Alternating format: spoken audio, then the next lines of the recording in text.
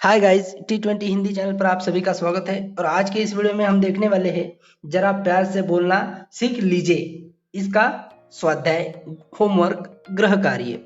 तो चलिए देखते हैं पहली कृति कौन सी है। पहली कृति देखने से पहले मैं आपको एक बात फिर से याद दिलाता हूँ, यदि आप हमारे चैनल पर नए हैं तो हमारे चैनल से जुड़े रहिए, हमारे चैनल को सब्सक्राइब कीजिए ताकि आने वाले वीडियो आपको जल्द से जल्द आपको मिले। देखते हैं पहली कृति, जो एग्जाम की दृष्टि से, एग्जाम के पॉइंट ऑफ व्यू से बहुत ही महत्वपूर्ण होती है। इसे 2 अंकों के लिए पूछा जाता है। प्रश्न बनता है समानार्थी शब्द के ऊपर। समानार्थी शब्द लिखिए। तो देखिए, इसे और एक प्रश्न ऐसा अलग पूछा जाता है समानार्थी की जगह पर कभी कभी पर्यायवाची शब्द भी, पर्यायवाची। तो याद रखना, समानार्थी और पर्यायवाची एक ही है।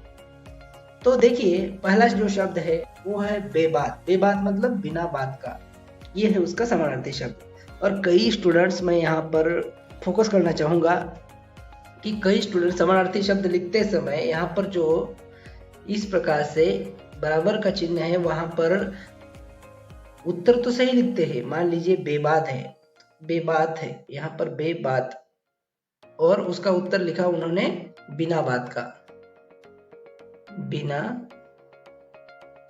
बात का। जरा ध्यान दीजिए, मगर यहाँ पर ऐसा चिन्ह लगाते हैं, फिर वो क्या हो जाता है, वो गलत हो जाता है। तो ये विरोधार्थी शब्द की जगह पर चिन्ह लगाते हैं, विरोधार्थी जगह पर इस प्रकार का चिन्ह लगाते हैं और समानार्थी जगह पर यह ऐसा बराबर का चिन्ह लगाते हैं, इक्वल का। तो याद रखना, ये गलती मिस्टेक कर देते हैं, तो यहाँ पर ये बात को हमेशा याद रखना। देखिए, दूसरा शब्द है सीकर, मतलब सिलकर। तीसरा शब्द है जुबा। जुबा मतलब जीभ, मुंह। रोपना मतलब बोना। इस प्रकार से समानार्थी शब्द की कृति है। देखिए अगली कृति, सूचना अनुसार कृतियां करो। सूचना के अनुसार कृतियां करनी है। प्रवाह तालिका पूर्ण करो। यहाँ पर आपको एक तालिका दी है, प्रवाह तालिका, तो इसे आपको पूर्ण करना है। चलिए देखते हैं प्रवाह तालिका क्या है। तो देखिए, प्रवाह तालिका में प्रश्न कुछ इस प्रकार से है, कवि ने इन बातों को सीखने के लिए कहा है। तो देखिए, कवि ने किन किन बातों को सीखने के लिए कहा है। तो नंबर 1 पर आएगा सबसे पहला, जरा प्यार से बोलना सीख लीजिए। जरा प्यार से बोलना, प्यार से बोलना सीख लीजिए, जो पहली पंक्ति में दिया है, दूसरे नंबर की लाइन में। नंबर 2 पर आएगा जुबा वक्त पर खोलना सीख लीजिए। जुबा वक्त पर खोलना सीख लीजिए। उसके बाद ख्यालों को खुद तोलना सीख लीजिए। उसके बाद ख्यालों को तोलना सीख लीजिए। उसके बाद 4 नंबर पर आएगा अपने आप को टोकना सीख लीजिए।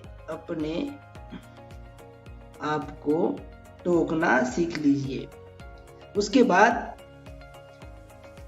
रोशनी में रंग घोलना सीख लीजिए। इस प्रकार से बहुत सारे हैं, तो ये 4 आपको लिखना है। जितने दिए हैं 1 2 3 4, तो आपको 4 ही लिखना है। चलिए देखते हैं अगली कृति,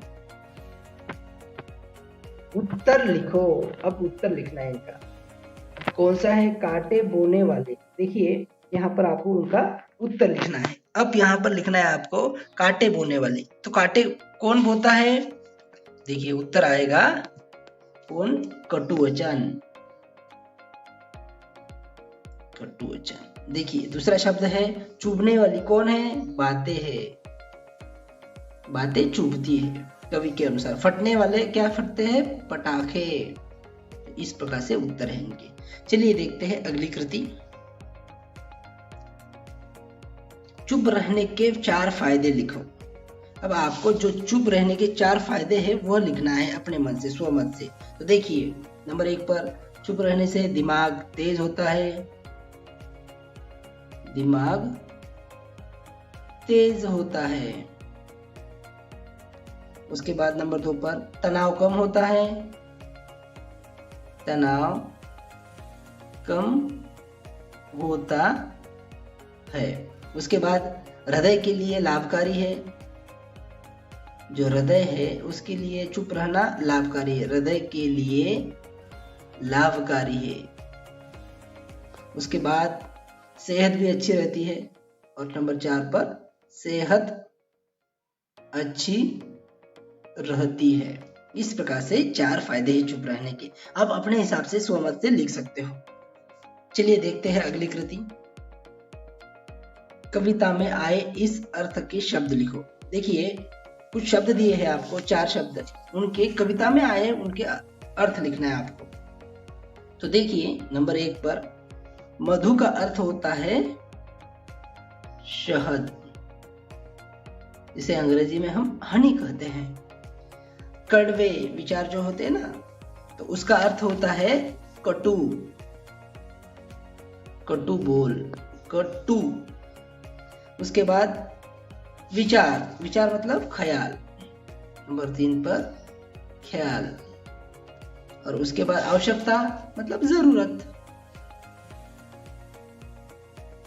जरूरत। ये 4 शब्द है। चलिए देखते हैं अगली कृति। देखिए चुप रहने के 4 फायदे कुछ इस प्रकार से है। आप इसे नोट डाउन पॉज करके लिख सकते हो। चलिए देखते हैं अगली कृति। हाँ, कविता की अंतिम 4 पंक्तियों का अर्थ लिखो। अब कविता की 4 अंतिम पंक्तियां कौन सी हैं? तो बात बेबात कोई चुभने लगे तो बदलकर उसे मोड़ना सीख लीजिए। ये किसने कहा, होठ सीख कर बैठो, जरूरत पे मुंह खोलना सीख लीजिए। देखिए प्रस्तुत पंक्तियों में कवि कहते हैं कि कई बार कोई बात हमेशा चुभने लगती है तो दक्षता से उसे अवगत कराए।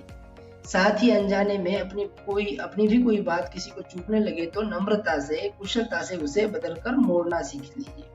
कवि कहते हैं कि हमेशा मौन रहना उचित नहीं। किसी के द्वारा अन्याय होने पर अथवा बुरा व्यवहार होने पर उचित शब्दों में, संतुलित वाणी में और युक्ति से बोलना हमें आना चाहिए। अन्याय का विरोध दृढ़ता से एवं नम्रता से भी हो सकता है। इस प्रकार से आपको लिखना है।